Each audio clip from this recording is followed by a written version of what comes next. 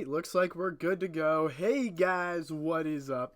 It is I, the Vulpex Trainer, here with another episode of Yu-Gi-Oh! Dueling Done Technical.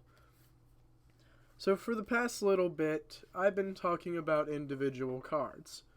But now it's time to play a game of sacrifice. A game of loss. And a game of gain. Today's monster that I'm going to be putting in the spotlight is ritual cards. And these are the cards of the day. We got Javelin Beetle and the Javelin Beetle Pact. But however, there's not much to say about it. He's a big beaten stick, and that's all there is to say about him and his ritual. Very good, but not good enough, if you ask me, to have him be the subject of a whole video. But that does bring to mind the fact of ritual cards, because, well, I run them, literally. So here is a bunch of things you can do to help you with ritual cards. Now at the moment, I do not have this whole thing tweaked exactly the way I want it, but I'm just going to go on record saying that I run around 8 ritual cards in one deck. And why? Because of the fact that I can and will actually be able to summon any of them very faithfully. Another thing is that I actually can get any of these to work at a moment's notice.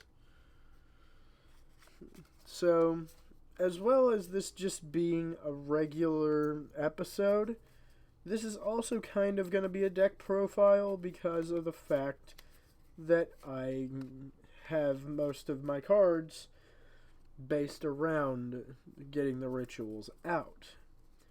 The good thing here is that you don't really have to bring out any ritual cards in a ritual deck each time, but however, you find it easier and easier the more card support you get. So this is going to be a really long episode compared to the rest of them, but I'm just going to go ahead and get right to it as soon as I have everything canon to rituals.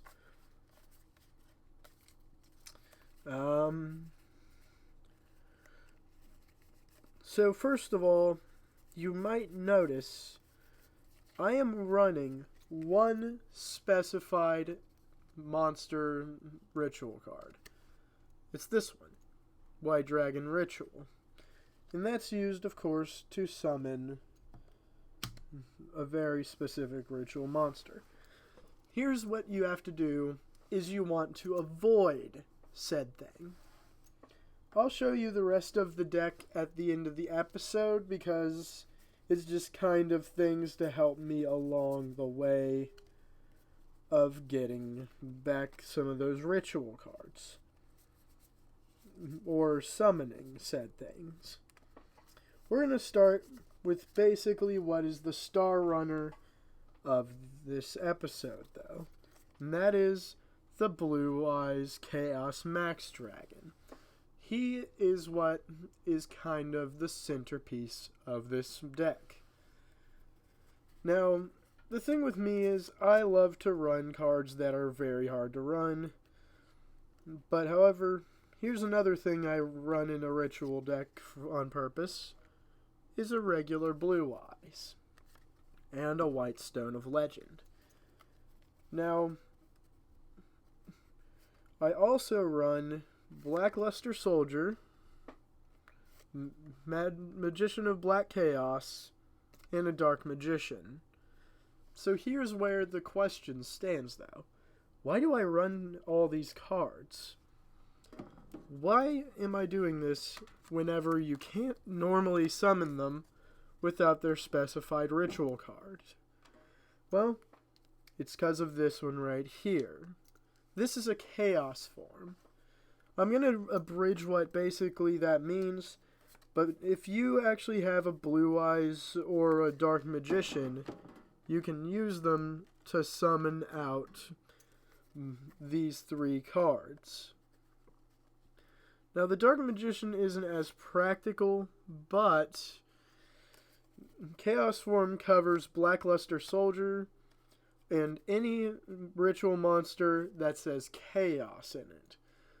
So that accidentally and coincidentally covers the Magician of Black Chaos and Blue Eyes Chaos Max. So that is how I run those.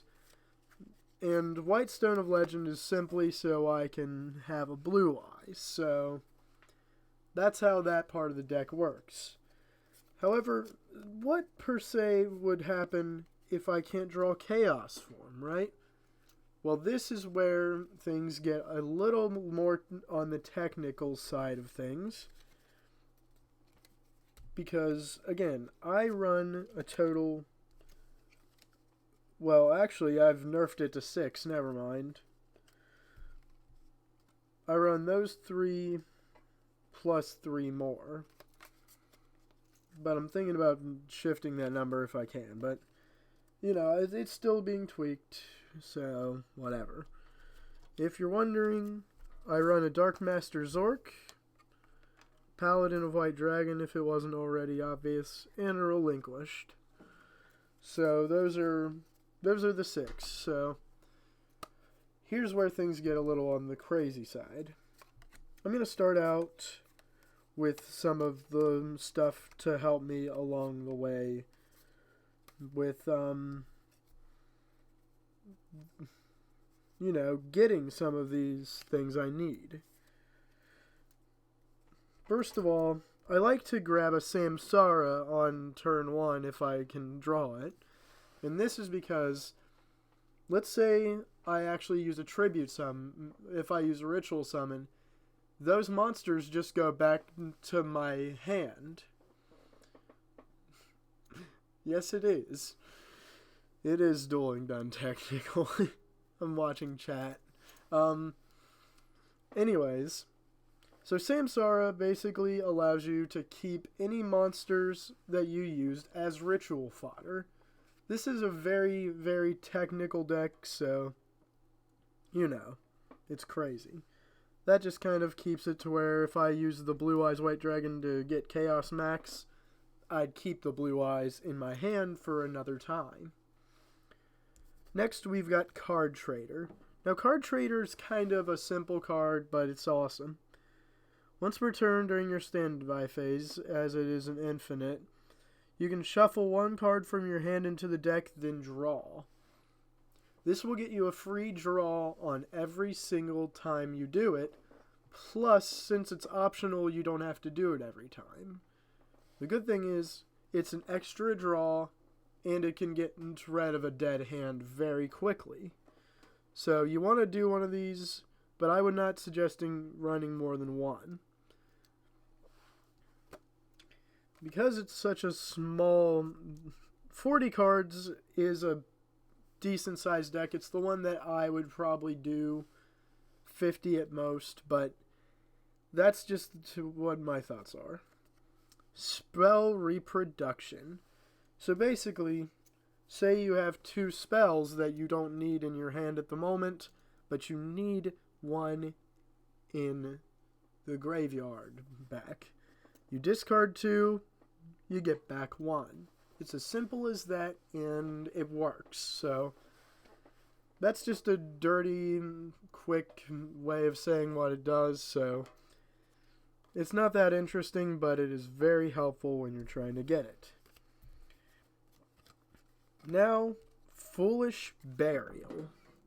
This comes in contact with doing a Blue Eyes or a couple other of the monster cards I'll be showing off in this video.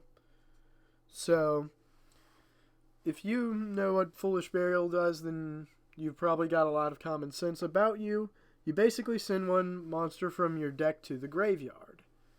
So, some people might not see the silver lining of doing so, but if you actually, per se, want to do a nice combo to get out a Blue Eyes Ultimate, well, the Chaos Max Dragon, you Foolish Burial a Blue Eyes, And then you use advanced ritual art, which I'll be talking about later.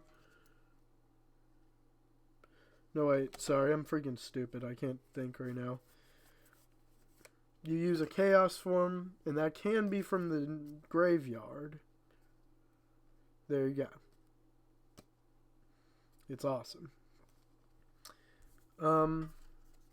So, because of the fact that I'm freaking mixed up right now, I'll do this one next.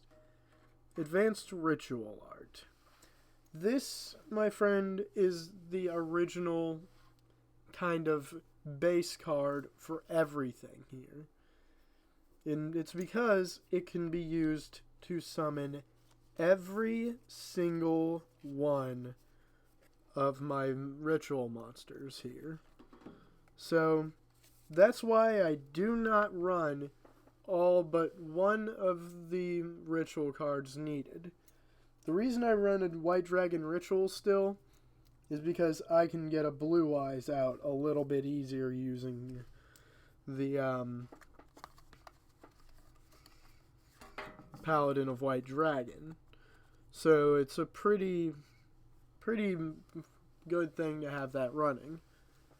So, sorry if this got a little confusing real quick. But, time to talk about the last couple of spells as well. I run a ritual weapon because if it's level 6 or lower, and it's a ritual card, then it actually gains 1500. I only have, I think, 2 that run this effect, and that is Relinquished and Paladin of White Dragon. But it's kind of a desperation card as much as it is a need, so I kept it in. So that's that. Magic Stone Excavation. It's basically the same as Spell Repro. You discard 2 cards, though, not just 2 magics. I'm thinking about switching out my Spell Repro for another one of these bad boys, because it's a little less restrictive. That might be just a thing I might do. Now for one that's a bit of a risk play, Fulfillment of the Contract. So, you basically sack 800 life points, and if you have a ritual in your graveyard, then it gets to come back to the field. Attach this card to it as a equip. If either of them get destroyed, the other one gets destroyed.